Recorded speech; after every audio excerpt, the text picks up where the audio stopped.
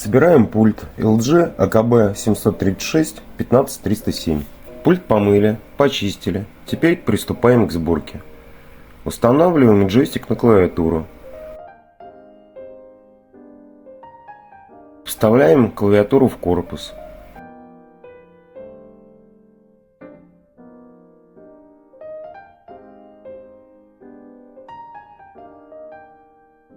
Сверху на клавиатуру укладываем плату.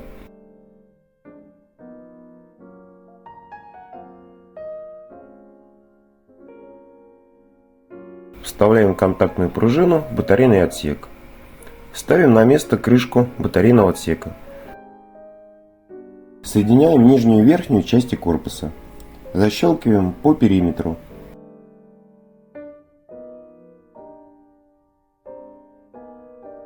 Пульт собран. Как почистить, ссылка в описании.